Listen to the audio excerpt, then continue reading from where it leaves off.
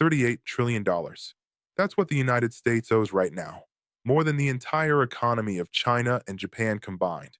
And it's growing faster than ever before. But here's what nobody tells you. It doesn't have to be paid back. Not in the way you think.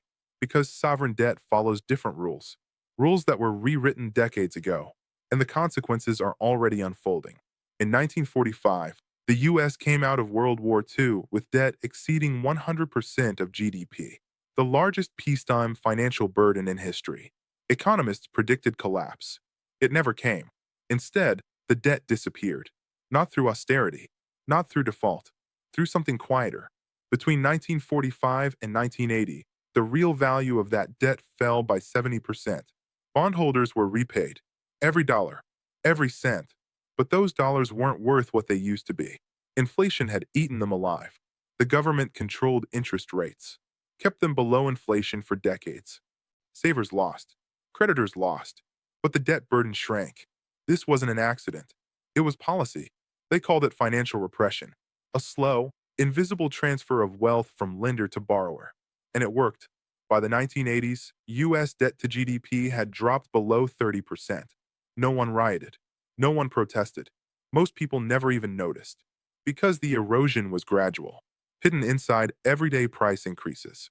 Today, the playbook is being dusted off. Debt is back above 100% of GDP, higher than any point since World War II. The Federal Reserve controls interest rates again, and inflation is rising. Not hyperinflation, not chaos, just enough to outpace what the government pays on its debt. In 2021 and 2022, inflation hit 7%. Treasury yields stayed near 2%. Real rates turned negative. That means creditors were losing money just by holding U.S. debt, and the Treasury was paying back loans with cheaper dollars. It's the same mechanism, the same quiet erosion. But this time, the stakes are global.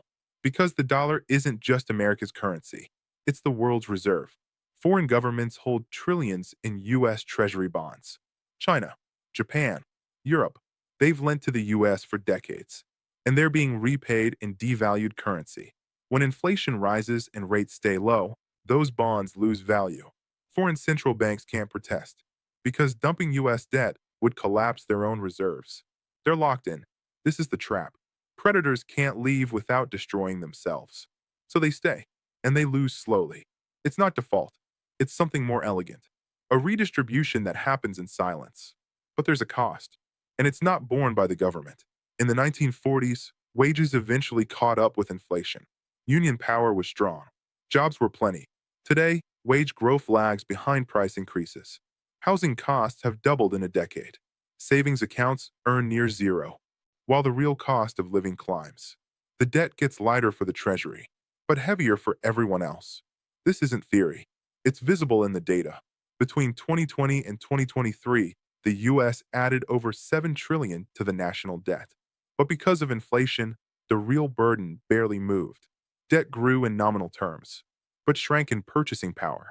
The government borrowed massively, and inflation did the rest. Here's the part most people miss. This only works if inflation stays controlled. Too little, and the debt stays heavy. Too much, and confidence in the dollar collapses. So the Federal Reserve walks a tightrope. Just enough inflation to erode the debt.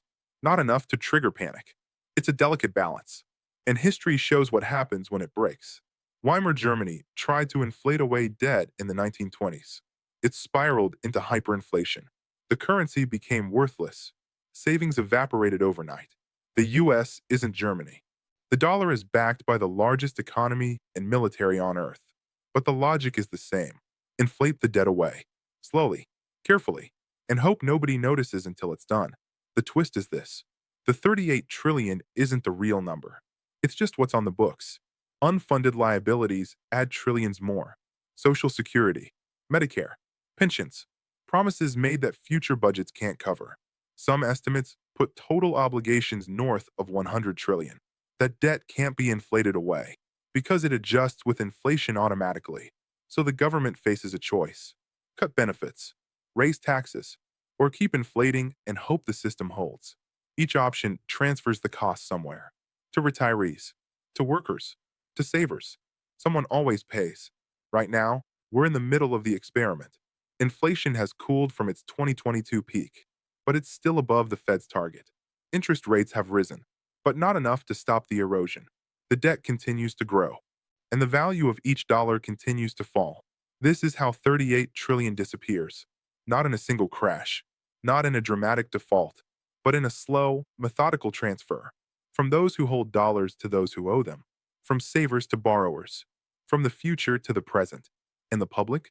They see rising prices, shrinking paychecks, a system that feels rigged, because it is, just not in the way they think. The debt won't collapse the economy. It's already being erased, one percentage point of inflation at a time.